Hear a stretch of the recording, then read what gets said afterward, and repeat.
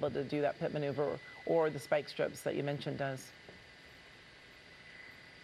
Yeah, I mean, like I said, we've covered, so many tragic endings to pursuits, and, for better or worse, it has definitely changed the way that a lot of agencies conduct these pursuits.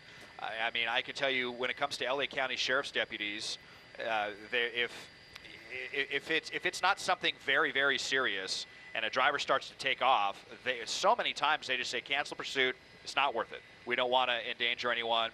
We'll get this person later, even if it's a stolen vehicle or something like that.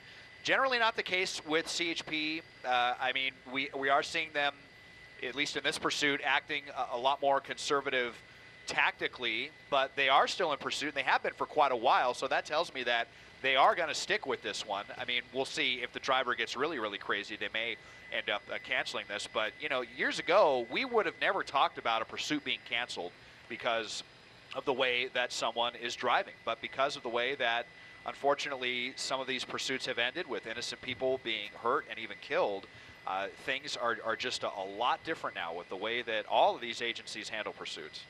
And this driver, I mean, just sat at the light, waited patiently for the light to change before they took off, and yeah, I mean. Yeah, that's exactly. I was just going to point that out. In this particular situation, he's run a number of red lights, but in this case, they stopped and they were waiting. So it's very erratic in that sense. Obviously, another, once again, stopping there. We'll see if they pull forward, but it kind of makes you wonder what's the mindset of this person if they're willing to stop at these intersections and, at one point,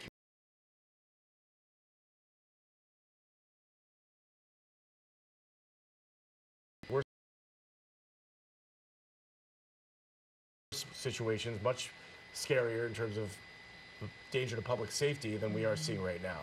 Yeah, we are seeing a little more traffic in this area now, more cars on the roadway in this area, which, of course, makes it a little more dangerous, even though this driver still has been going only around 30, 40 miles an hour. But again, we're getting less lanes in this area, Des. They're getting closer to the peninsula, right?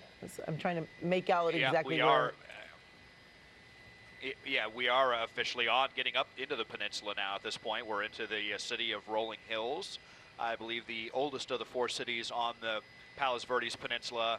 And, it's when we have suspects that are just kind of acting like this, where they're obeying most of the laws and just refusing to pull over, we either usually will see like a suspect really agitated inside at the situation, maybe on the phone, yelling at someone or just fidgeting around, or we'll see kind of what this person is doing, where it's almost just like they're in denial with the situation, with what's going on. They're not, there's almost no movement. They're looking ahead. They're stopping at most of the intersections, not all of them. Of course, we have seen them go through some red lights, but it just almost is like this. It seems like they don't want to accept what's going on, don't want to accept what seems like the inevitable.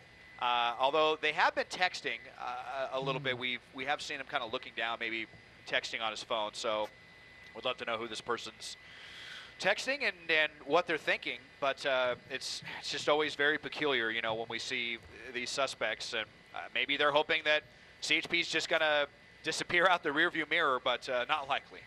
Not at all. And then you wonder if they're trying to get someone to meet them, if they're letting them know. Pulled ahead. Look, this is interesting. Yeah. To see if he's going to try to do. Yeah. Tom and Amy, we're starting to hear some talk about doing something more to bring this to an end. So we'll see what happens here. Maybe now that the road has gotten more narrow and there's actually even a little bit less traffic, this might be a good idea for them to do something.